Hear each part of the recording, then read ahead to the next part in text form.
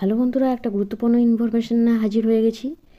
এসএলএসটির যে নিয়োগ, সেই নিয়োগ প্রক্রিয়ার জট কি আদৌ খুলতে চলেছে কিনা। সরকার 2016 সালে যে সমস্ত চাকরি প্রার্থী অর্থাৎ নবম, দশম, একাদশ, দ্বাদশ, গ্রুপ সি এবং গ্রুপ ডির যারা অপেক্ষমান তালিকায় অর্থাৎ ওয়েটিং লিস্টে রয়েছেন, তাদের নিয়োগ করতে পারছেন কিনা সেই নিয়ে কিন্তু একটা গুরুত্বপূর্ণ আপডেট নিয়ে হাজির হয়ে গেছি।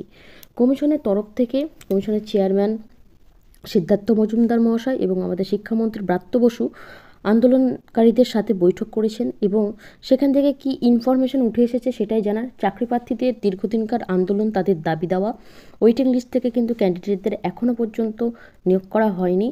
এই এসএলএসটির যে নিয়োগ, তার জট খুলে বা জট কাটাতে কিন্তু এই নিয়োগ প্রক্রিয়ার জন্য সরকারের যে সদিচ্ছা সেটা দেখা দিয়েছে এবং আন্দোলনকারীদের কি মতামত সেটা শুনে কলকাতা হাইকোর্টের বিচারপতি মাননীয় অভিজিৎ গঙ্গোপাধ্যায় মহাশয়ের সাথে বৈঠক করে সেটা আইনি জটিলতায় যাতে না পড়ে ক্যান্ডিডেটদের চাকরি দেওয়া যায় সেই নিয়ে একটি বৈঠক এবং তারপর চাকরি প্রার্থীদের জন্য কী ধরনের ইনফরমেশন আসে সেটাই দেখার।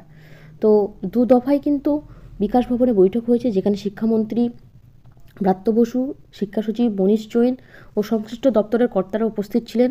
কমিশনের চেয়ারম্যান ছিলেন। আন্দোলনকারীদের বক্তব্য শুনে যোগ্য চাকরি প্রার্থীদের কথা সরকার অবিলম্বে যাতে নিয়োগ করতে পারে এবং নিয়োগ প্রক্রিয়া শুরু করতে পারে সেই নিয়ে কিন্তু একটি বৈঠক। তবে সেটা আইনি বৈধতা পাবে কি না সেই নিয়ে কিন্তু এখন সন্দেহ রয়েছে।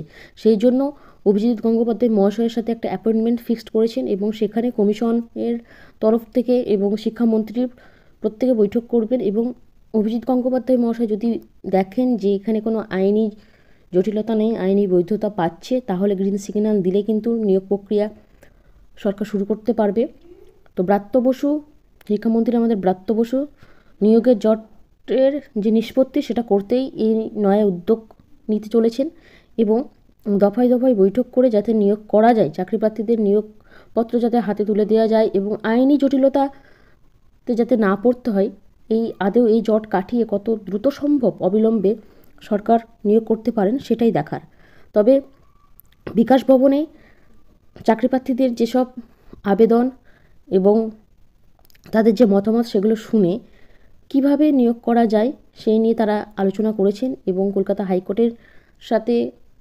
হাইকোর্টের বিচারপতি অভিজিৎ গঙ্গোপাধ্যায় মহাশয়ের সাথে আলোচনা করে যদি নিয়োগ করা যায় সেটা কিন্তু দেখার বিষয়। এখন দেখা যাক পরবর্তীতে কী ধরনের ইনফরমেশন আসে, আদৌ এই লোকসভা নির্বাচনের আগেও কি সম্ভব কিনা এই নিয়োগ প্রক্রিয়ার যে জট সেটা কাটতে পারে কিনা সেটাই দেখার। তো সরকার থেকে যদি সদিচ্ছা গ্রহণ করে চাকরি প্রার্থীদের নিয়োগের জন্য তৎপরতা দেখায়, আশা করি হয়তো পজিটিভ রেজাল্টই আসবে।